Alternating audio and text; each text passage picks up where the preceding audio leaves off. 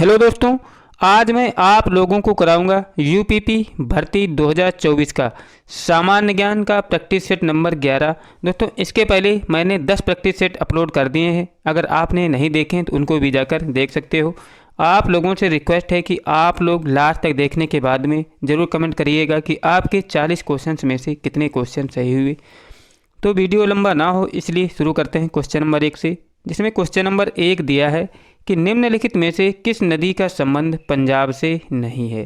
तो दोस्तों, किस नदी का संबंध पंजाब से नहीं है, तो ऑप्शन नंबर डी राइट हो जाएगा, ताप्ती नदी।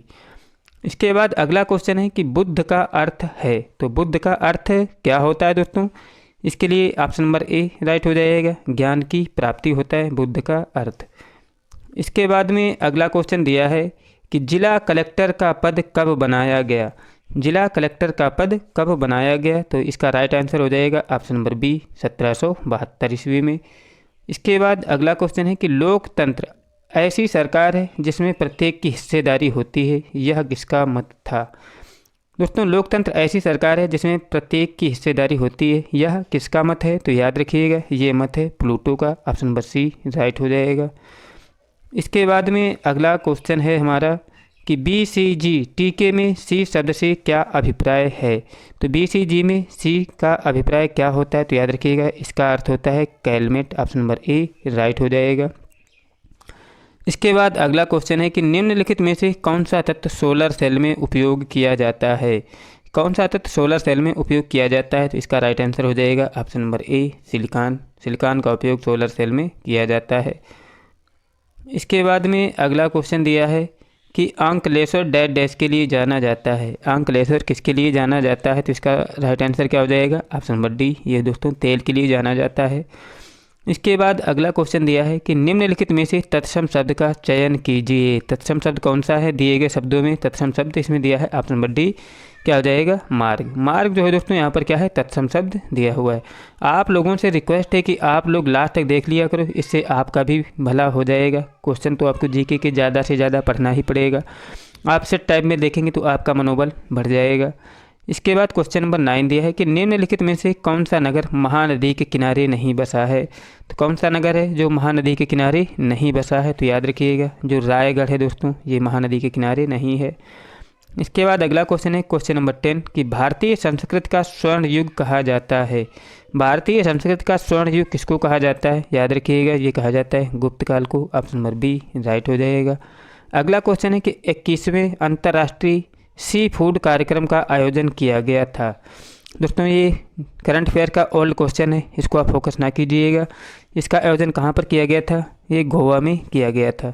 आप लोग 2022-23 के करंट पर फोकस कीजिएगा, इसमें पुरानी करंट अफेयर्स दी हुई है, इस पर फोकस ना कीजिए। अगला है कि 62वें फिल्म फेयर 2017 में किसे सर्वश्रेष्ठ अभिनेता का पुरस्कार प्रदान किया गया था। दोस्तों, ये प्रदान किया गया था किसको, आमिर खान को, ऑप्शन नंबर ए राइट हो जाएगा। इसके बाद अगला क्वेश्चन है कि किस अमेरिकी उपराष्ट्रपति को हाल ही में प्रेसिडेंशियल मेडल ऑफ फ्रीडम से सम्मानित किया गया। दोस्तों, किसको सम्मानित किया गया था, तो इसके लिए राइट आंसर हो जाएगा जो बाइडन को सम्मानित किया गया था 2000 किसमें, मतलब प्रेसिडेंशियल मेडल ऑफ फ्रीडम से सम्मानित किया गया था जो बाइडन को। इसके बाद अगला क्वेश्चन है कि नाबार्ड किसका संक्षिप्त अर्थ होता है। तो नाबार्ड किसका संक्षिप्त अर्थ होता है, तो याद रखिएगा ये होता है दोस्तों national bank for agriculture and rural development होता है नाबार्ड का संक्षिप्त अर्थ। इसके बाद अगला क्वेश्चन है केंद्रीय खेल राज्य मंत्री विजय गोयल ने हरियाणा के किस शहर में नेशनल बॉक्सिंग अकादमी का उद्घाटन किया। तो किस शहर में किया गया था दोस्तों, ये किया गया था रोहतक में, ऑप्शन नंबर बी राइट हो जाएगा। ये भी ओल्ड करंट अफेयर है। आप लोग इसमें केवल जीएस वाले क्वेश्चन पर ध्यान देंगे, करंट अफेयर वाले क्वेश्चन पर फोकस नहीं करेंगे।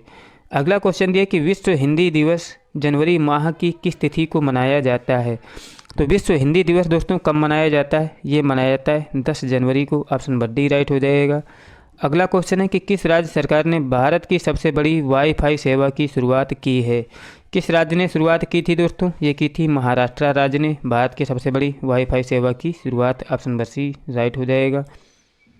इसके बाद में अगला क्वेश्चन दिया हुआ है कि टेलनेट का तात्पर्य क्या है। टेलनेट का तात्पर्य क्या है, तो याद रखिएगा इसका अर्थ होता है टेली टाइम नेटवर्क, टेलनेट का तात्पर्य।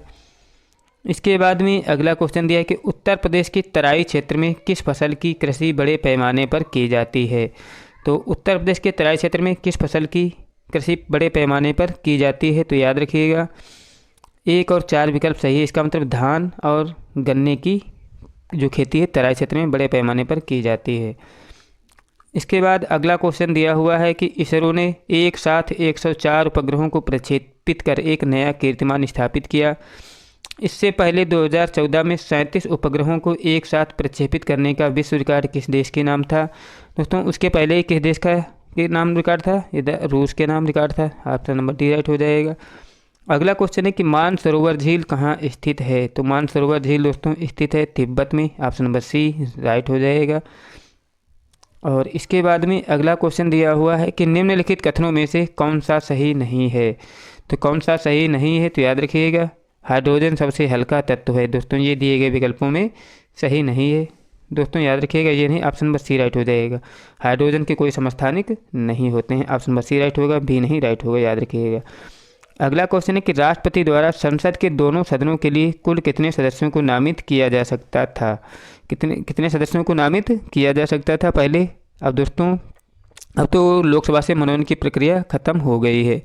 दोस्तों कितने सदस्यों को मनोनीत किया जा सकता था, 14, जिसमें 12 राज्यसभा के और 2 लोकसभा के सदस्यों को मनोनीत किया जाता था, लेकिन लोकसभा में मनोनयन की प्रक्रिया खत्म हो गई है। अगला क्वेश्चन है कि भारत के राष्ट्रपति निर्वाचन होने की न्यूनतम आयु सीमा क्या है। तो कितनी होती है दोस्तों राष्ट्रपति के निर्वाचन की न्यूनतम सीमा। तो दोस्तों यहाँ पर 30 वर्ष दिया है, लेकिन याद रखिएगा राष्ट्रपति के लिए कितनी होती है, 35 वर्ष होती है, याद रखिएगा। ऑप्शन नंबर सी राइट होगा, मतलब 35 यहाँ पे कर दिया, 30 नहीं 35 होना चाहिए। अगला है कि हाल ही में यूपी ट्रिपल एस सी का अध्यक्ष कौन बना है। तो दोस्तों ये भी करंट अफेयर का क्वेश्चन था, अब बदल चुके हैं। वर्तमान के यूपीएससी के अध्यक्ष देख लेना है। अगला है कि नकदी रिजर्व अनुपात किसका उदाहरण है। तो नकदी रिजर्व अनुपात किसका उदाहरण होता है। तो दोस्तों ये होता है मौद्रिक नीति का। ऑप्शन नंबर ए राइट हो जाएगा।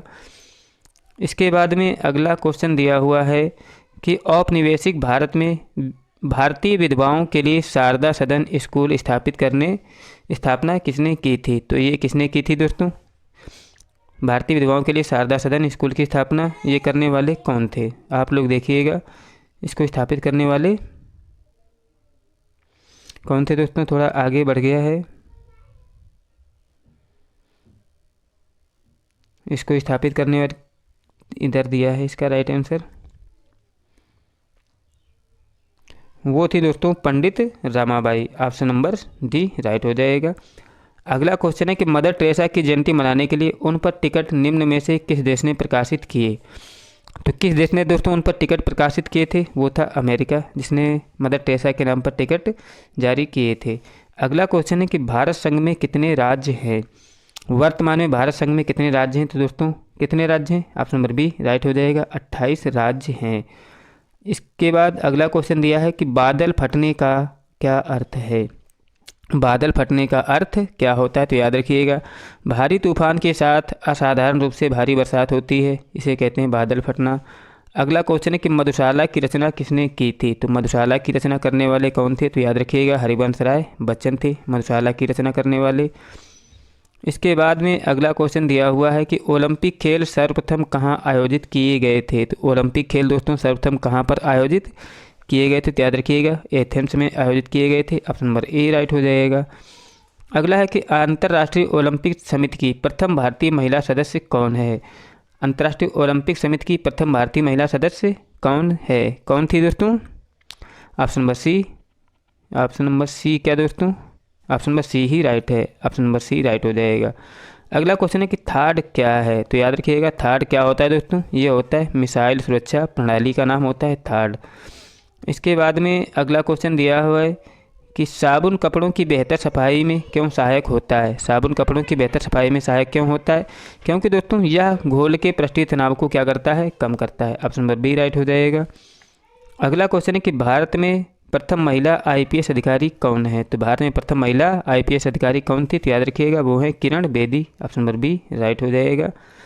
इसके बाद में अगला क्वेश्चन दिया हुआ है कि लोकसभा द्वारा किस तिथि को वस्तु एवं सेवा कर विधेयक पारित किया गया था। तो लोकसभा द्वारा की स्थिति को जीएसटी विधेयक पारित किया गया था? तो याद रखिएगा ये पारित किया गया था 22 जुलाई 2015 को। ऑप्शन नंबर सी राइट हो जाएगा। अगला है कि विश्व पर्यावरण दिवस 5 जून 2017 की थीम क्या थी? तो 5 जून 2017 की थीम क्या थी? तो ये थी दोस्तों connecting people to the nature, ये थी थीम। आप लोग 2023 की याद रखिएगा, 2017 की नहीं पूछी जाएगी। इसके बाद में 2 क्वेश्चन और बचे हैं, इनको भी देख लेते हैं। जिसमें क्वेश्चन नंबर 39 दिया है कि हाल ही में कौन सा बल्लेबाज टेस्ट मैच की एक पारी में सर्वाधिक रन 217 रन बनाने वाला प्रथम बांग्लादेशी खिलाड़ी बना था? कौन बना था दोस्तों?